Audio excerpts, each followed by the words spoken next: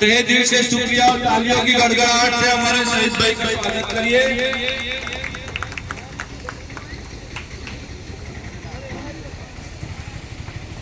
यहाँ बोरेली शहर में एमआईएम पार्टी के जो हमारे इलियास भाई बारोट को जिला अध्यक्ष का होद्दा दिया गया है, उनका खूब खूब अभिनंदन करते हैं। और हमारे गुजरात प्रभारी उप प्रमुख साहिब भाई मंसूरी जो इस पार्टी का लेके चल रहे हैं और इसको आगे बढ़ाने की जो मेहनत कर रहे हैं, उनके सपोर्ट में जुड़ के अपनों को भी आगे बढ़ना है और साथ सहकार देना है। जय एमआईएम पार्टी नो સૌથી પહેલા એક આ નારો છે। આ સ્ટેજ પર છોટાઉદેપુર જિલ્લાની जय भीम, जय भीम, जय आदिवासी। दोस्तों આજના એઆઈએમઆઈએમ પાર્ટીના કાર્યાલયના ઉદ્ઘાટનના મોકા પર આપણે જે બધા ભેગા થયા છે તો એ ખૂબ સારું પ્રસંગ છે અને છોટાઉદેપુર જિલ્લાની અંદર એમઆઈએમ પાર્ટીનું આગમન એ ખૂબ સારા સમાચાર છે। એવા લોકો માટે સારા સમાચાર છે કે જે આઝાદ વિચાર કે જે લોકો વિચારે છે કે આજે એક પેઢી ગઈ, બે પેઢી ગઈ, ત્રણ પેઢી ગઈ, ચાર પેઢી ગઈ, પાંચ પેઢી ગઈ અને પાંચ પેઢી સુધી એવી પાર્ટીઓના ગુલામ બનીને કામ કર્યું કે જે પાર્ટીઓએ આખી જિંદગી સુધીને ખુરશીઓ પાથરવાનું અને ઝંડા પકડાવવાનું કામ કર્યું। અને આજે કેટલાક લોકો એવા છે કે જેને ગુલામી સ્વીકારીને આજે પણ એવી પાર્ટીઓની અંદર ખુરશીઓ બિછાવવાનું કામ પસંદ કર્યું। પરંતુ એવા લોકોને હું કહેવા માંગુ છું કે એમઆઈએમ પાર્ટી એ આઝાદ વિચારની પાર્ટી છે અને સૌને આઝાદીથી બોલવા માટેનો મોકો આપે છે। જેમ કે તમે જોયું હશે કે રાજા જેવો હોય એવી જ પ્રજા હોય અને દરેક પાર્ટીના રાજાઓને તમે જોઈ લેજો, કોઈ પાર્ટીના રાજાની કોમેડી ને મિમિક્રી વાળા વિડિયો આવતા હોય તો કોઈ રાજા પોતે 6 મહિનાની જેલ ભોગવી આવતો હોય। પરંતુ એઆઈએમઆઈએમ પાર્ટીના જે રાષ્ટ્રીય અધ્યક્ષ અને સાંસદ હૈદરાબાદથી બેરિસ્ટર અસદુદ્દીન ઓવૈસી સાહેબ કે જેને આ ભારતની અંદર સંસદ રત્નના અનેક વાર એવોર્ડ મળેલા અને જેને સાંભળવા માટે ભારત દેશના નાગરિકો નહીં, ભારત દેશના મુસ્લિમો નહીં, પરંતુ ભારત દેશના સિનિયર નેતાઓ પણ અદબ કરીને સાંભળે છે। એવી જેની સ્પીચ છે એને આઈડલ માનીને, એને નેતા માનીને એને આજે આપણે સ્વીકારવાના છે અને એમની કામ કરવાની કાર્ય પદ્ધતિ એને આપણે ફોલો કરવાની છે। મુસ્લિમ સમાજ હોય, દલિત સમાજ હોય, આદિવાસી સમાજ હોય કે પછી જરૂરિયાત મુજબનો કોઈ પણ સમાજ હોય, એની પડખે અડધી રાત્રે પણ ઊભું રહેવાનું કામ એ બેરિસ્ટર અસદુદ્દીન ઓવૈસી સાહેબે કર્યું છે અને એના નિયમને ફોલો કરીને આપણે એની પાછળ ચાલવાનું છે। જય ભીમ, જય ભીમ। દોસ્તો ગયા સમયની અંદર આપણે જોયું હશે અને આજે અસદુદ્દીન ઓવૈસી એ કોઈની ઓળખાણના મોહતાજ નથી। આજે એને નાનેથી નાનું છોકરું મોબાઈલથી લઈને ટીવીની અંદર જોતું હશે અને કોઈ પણ સમયની અંદર કોઈ પણ જગ્યા પર અવાજ ઉઠાવવાની અંદર સેજ ખિચખિચાટ ના કરે એનું નામ અસદુદ્દીન ઓવૈસી। સુબહાનલ્લાહ, જય ભીમ, જય ભીમ। આજે ભારત દેશની અંદર બદલતી પરિસ્થિતિઓને આપણે જોવા માટે જઈએ તો રાજકીય પક્ષની અંદર જે ઉપર હોય છે એ વ્યક્તિ ઉપર જતો જાય છે, નીચે હોય એ વ્યક્તિ નીચે જતો જાય છે। લોકોનું જનરલી વિચારવું એવું છે કે મારા માટે તો આ પાર્ટી તૈયાર છે, મારી માટે પેલી પાર્ટી તૈયાર છે, પણ યાદ રાખજો એ પાર્ટીઓ માત્ર ને માત્ર તમને ગુલામ બનાવવાનું કામ કરશે, તમને એ પાર્ટીઓ ક્યારેય નેતા નહીં બનાવે। અને યાદ કરો કે જેની પાસે પાવર છે આ દુનિયાની અંદર, જેની પાસે સત્તા છે, જેની પાસે હોદ્દો છે, એ જ વ્યક્તિ આજે તાકાતવર છે। બાકી બીજા બધા કાર્યકરો બનીને જે ફરે છે એનું કામ માત્ર ને માત્ર ખુરશીઓ બિછાવવાને ગુલામી કરવાનું છે। મુસ્લિમ સમાજ સાથે આજે તમે જોતા હશો કે વર્ષોથી અન્યાય થતો આવ્યો છે। ભારત દેશની અંદર લગભગ 19% જેટલી મુસ્લિમ આબાદી છે। આજે એના હિસાબ પર તમે જોવા માટે જાઓ તો 70 સાંસદો હોવા જોઈએ પરંતુ 27 સાંસદ છે। એ અન્યાય નથી? છે કે નહીં? છે અન્યાય છે ને? છે તો આપણે ગુજરાતની અંદર 9% મુસ્લિમ છે. કેટલા? 9% મુસ્લિમ છે. આદિવાસી 16% છે. દલિત 7% છે. આ હિસાબથી તો આપણો મુખ્યમંત્રી હોવો જોઈએ કે ના હોવો જોઈએ? હોવો જોઈએ હોવો જોઈએ ને. પણ આજે આપણે ગુલામી સ્વીકારી રહ્યા છીએ. ધારાસભ્યની સીટો લેવાની આવે ને તો આપણને જમાલપુર ખાડિયા દેખાય છે, વાગરા દેખાય છે, વાંકાનેર દેખાય છે, દરિયાપુરની વિધાનસભા દેખાય છે.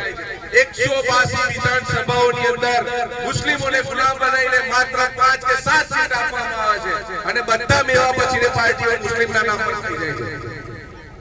આજે તમને કહેવામાં આવે છે કે કોઈ પણ પક્ષ હશે, આજે વર્ષોથી કહેવામાં એવું આવી રહ્યું છે કે ભાઈ કોંગ્રેસ પાર્ટી છે મુસ્લિમોની પાર્ટી કહેવામાં આવી રહ્યું છે ને, મુસ્લિમોની પાર્ટી છે એવું કોંગ્રેસને કહેવામાં આવી રહ્યું છે. પણ આજે તમારા બધાને ખુલ્લા મંચ પરથી એક જવાબદારી પૂર્વક કહું છું કે તમારા મોબાઈલની અંદર YouTube પર સર્ચ મારીને જોઈ લેજો કે ખ્વાજા સાહેબનો પંજો જે કહેવામાં આવે છે અસલમાં કોંગ્રેસ પાર્ટીને પંજો કોને આપ્યો?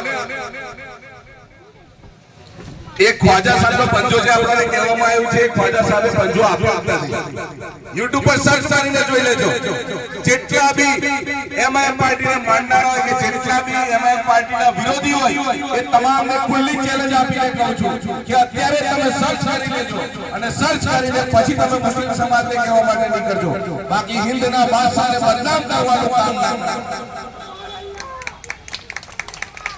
જે અત્યાર સુધીને જે કોંગ્રેસ પાર્ટી પાછળ આજે 5-5 પેઢી આપણી ભૂસાઈ ગઈ અને 5-5 પેઢીઓને ગુજરાતની અંદર આજે એકને પણ માન સન્માન આપવામાં નથી આવ્યું, તો આજે પાર્ટીને ગુલામ કરવાનું છોડી દો. આજે તમારી પોતાની પાર્ટી તમારા ઘર આંગણા સુધી આવી છે અને ઘર આંગણા સુધી આવીને તમને એક સારી જગ્યા આપવા માંગે છે. તો મહેરબાની કરીને તમને અલ્લાહનો વાસ્તો આપીને કહું છું કે તમે હવે જાગૃત થાઓ અને કોણ પોતાનું છે ને કોણ પારખું છે એ તમે નક્કી કરો. મુસ્લિમ આબાદીની અંદર તો મુસ્લિમને સીટો આપી દેવાય છે, પણ જ્યાં મુસ્લિમ આબાદી નથી હોતી ત્યાં તમે સીટો આપીને જુઓ તો તમે મુસ્લિમોના રહેબરો કહેવાશો. મુસ્લિમોના માત્ર વોટ માટે તમે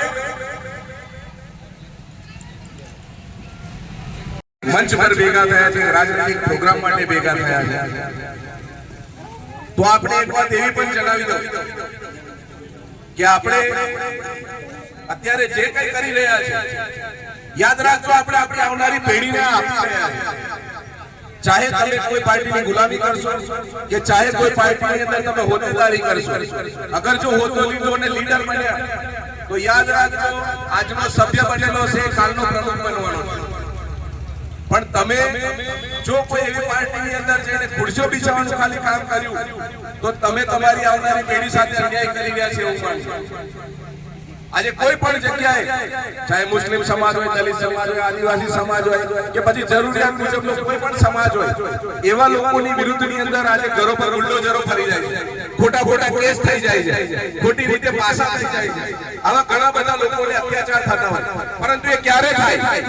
જ્યારે તમારી અંદર બોલવાની તાકાત ના હોય, જ્યારે તમે તમારી તાકાતને કમજોર સાબિત કરો, ત્યારે કોઈ પણ તાકાતવર વ્યક્તિ તમારી ઉપર હાવી થઈને તમારી લાગણીઓને દુભાવવાનું કામ કરે અને તમે તે વખતે લાચાર અને મજબૂર બની જાઓ છો કે મેં શું કરું. પણ હકીકત વાત એક એવી હોય છે કે જ્યારે પણ અમારા જેવા આગેવાનો તમને આવીને નેતા બનાવવા માંગતા હોય, લીડર બનાવવા માંગતા હોય, પણ તમે ત્યારે ઘરની અંદર જઈને એવું વિચારો છો મારે શું પડેલી છે, હું તો વેપારી માણસ છું, તો ધંધાદારી માણસ છું.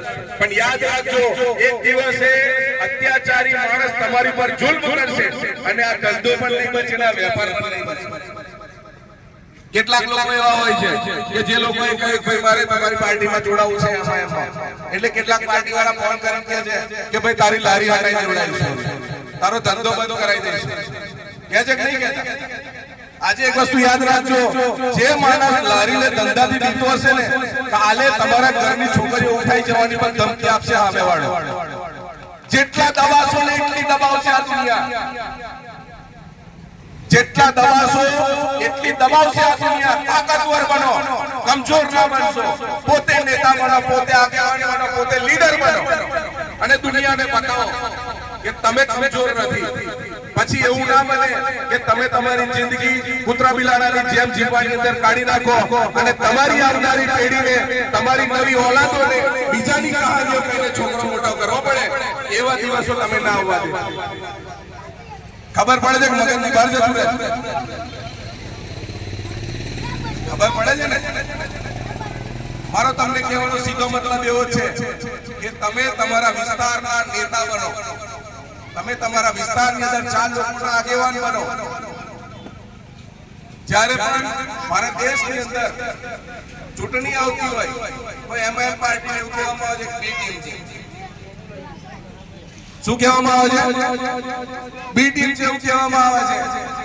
પણ એવા નાલાયક લોકોને હું કહેવા માંગુ છું કે દુનિયાની અંદર મુકદ્દસ જગા કે જેને મદીનાતુલ મુનવ્વરાની અંદર બેરિસ્ટર અસદુદ્દીન ઓવૈસી ઉભા રહીને કસમ ખાઈ છે કે હું બીજેપીની બી ટીમ નથી, અને તોય છતાં પણ જો કોઈ મુસ્લિમ માનવા તૈયાર ના થતો હોય તો લાનત છે એના માન, એના બાપ પર કે મુકદ્દસ છે ત્યારે કસમને પડે માનવા.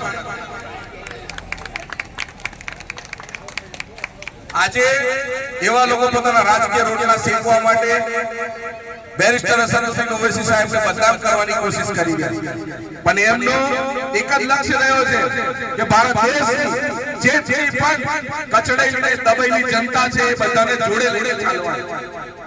આદિવાસી, દલિત, મુસ્લિમ ભાઈ ભાઈના નારા સાથે દરેકને કામગીરીની અંદર કાર્યરત થાય એવા ઉદ્દેશથી આજે બોડેલીની અંદર ઇલિયાસ બારોટ કે જેને જિલ્લા પ્રમુખ બનાવવામાં આવ્યો છે, બાબુ તડવી કે જેને બોડેલી તાલુકાના પ્રમુખ બનાવવામાં આવ્યા છે, એ લોકો તમારી સેવાની અંદર 24 કલાક હાજર રહેશે એવું તમને વચન આપું છું.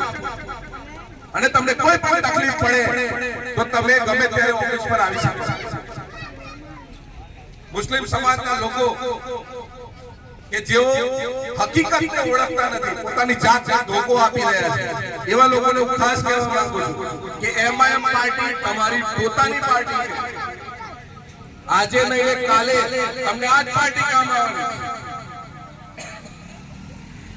તમને બીજી કોઈ પાર્ટી કામ નહીં આવે. જ્યારે વકફની અંદરથી વકફના મુદ્દાની ઉપર લડવાનું હતું ત્યારે બેરિસ્ટર અસદુદ્દીન ઓવૈસી આગળ આવ્યા. જ્યારે એનઆરસીના મુદ્દામાં લડવાનું હતું તો એમઆઈએમ પાર્ટી આગળ આવી. જ્યારે હિજાબના મુદ્દા પર લડવાનું હતું તો એમઆઈએમ પાર્ટી આગળ આવી. જ્યારે મદ્રસાના મુદ્દા પર લડવાનું હતું તો એમઆઈએમ પાર્ટી આવી. જ્યારે કાશ્મીરના મુદ્દા પર લડવાનું હતું તો એમઆઈએમ પાર્ટી આવી. જ્યારે પાકિસ્તાનની વિરુદ્ધની અંદર હતું તો એમઆઈએમ પાર્ટી આવી. દરેક પ્રસંગ, દરેક વિવાદમાં અસદુદ્દીન ઓવૈસીએ પોતાની પ્રતિક્રિયા આપી છે, અને પ્રતિક્રિયા આપીને દર્શાવ્યું છે કે જે કોમ છે, જે પાર્ટી છે એ જિંદા પાર્ટી છે, કોઈ મુર્દાઓની પાર્ટી નથી. વકફની અંદર જે હાલની અંદર સરકાર દ્વારા કાનૂન લાદવામાં આવ્યો છે, યાદ રાખજો એક દિવસ વકફની અંદર એવું આવશે કે આ જેટલા પણ ભાજપમાં, કોંગ્રેસમાં, આમ આદમીમાં કે કોઈ પણ રાજકીય પક્ષની અંદર જેટલા પણ મુસ્લિમો છે, આ બધા મુસ્લિમોને હું ખુલ્લે આમ કહું છું કે જે દિવસે વકફ બોર્ડની અંદર તમારા પર નોટિસ આવશે અને નોટિસ આવીને તમારી વકફ પ્રોપર્ટીઓની ઓડિટ ચાલશે, ત્યારે તમને વાત કરવા માટે માત્ર ને માત્ર એમઆઈએમ પાર્ટી વાત કરી શકશે. બાકી તમને પાર્ટીનું દબાણ આવી જશે કે આપણે બોલવાની જરૂર નથી. અને યાદ રાખજો, મરીને જવાનું છે, કબ્રસ્તાનમાં જવાનું છે, તો એને સાચવવાની આપણી પહેલી જવાબદારી છે. મદ્રસામાં છોકરાઓ પઢાવવાના છે અને છોકરાઓ નહીં પઢાવો તો કબ્ર પર આવીને ગીતો ગાશે, દરૂદ શરીફ નહીં પડે. એટલે મદ્રસાઓમાં છોકરા પઢાવવા એ જરૂરી છે. અમાલ જોડે લઈને જવાના છે એટલે મસ્જિદો જરૂરી છે, ખુતબાઓ પઢાવવાના છે એટલે ઈદગાહ જરૂરી છે, અને નમાજો તો આપણો ઉદ્ધાર થવાનો નથી. એક લાકડીને તો કોઈ પણ તોડી નાખશે, પણ લાકડીનો ભારો હશે તો કોઈ તોડી નહીં શકે. આ વાત એટલા માટે સમજાવું છું કે કેટલાક લોકો પોતાના ફાયદા માટે કોમના જે બટપડા કરી રહ્યા છે, ભાગલા કરી રહ્યા છે, આવા લોકો સમજી લેજો કે મારા શબ્દો આજે નહીં તો કાલે આગળ આવવાના અને આવશે. અને આ શબ્દો મારા આગળ ના આવે તો શહીદ મંસૂરીના માથા પર આવીને તમે ચપ્પલ મારજો, તમને છૂટ આપું.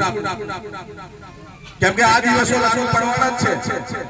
ગત સમયની અંદર જ્યારે વિધાનસભાની ચૂંટણીઓ ચાલતી હતી, આ ખુલ્લા મંચ પરથી જવાબદારી હાથે કહું છું, જેની પાસે રેકોર્ડ ના હોય રેકોર્ડ કરી લેજો, ને વિડીયો ના હોય વિડીયો લઈ લેજો. હું ખુલ્લા મંચ પરથી કહું છું કે ગયા વિધાનસભાના ઇલેક્શનની અંદર કેટલાક નેતાઓ દ્વારા બોડેલીના કબ્રસ્તાનની અંદર 5 કરોડ રૂપિયા આપવાની વાત થઈ હતી. કેટલા? 5 કરોડ રૂપિયા આપવાની વાત થઈ હતી. અને એટલા માટે કે જ્યારે આપણા કબ્રસ્તાનની અંદરથી પાણીના વહેણના કારણે કબરો ધોવાઈ ગઈ હતી, અને એટલા માટે 5 કરોડ રૂપિયા આપવાની વાત હતી. અને એ પણ કોઈના ખિસ્સામાંથી આપવાની વાત નથી, સરકારી ગ્રાન્ટમાંથી પૈસા આપવાની વાત હતી. પણ કેટલાક કોંગ્રેસ પક્ષના રાજકીય નેતાઓએ મને ફોન કરીને દબાણ કરેલું હતું કે આપણે કોઈને કંઈ આપવાની જરૂર નથી. અને મને કોઈ પર્સનલીમાં પૂછે તો એનું નામ પણ કહી શકીશ. મારી પાસે આજે મને રિકોલ ડિટેલ મોજૂદ છે, રેકોર્ડિંગ મોજૂદ છે, કોની પર મારી પર કોના ફોન આવ્યા હતા. બાકી આજે જો એ વસ્તુ ના બની હોત અને મારા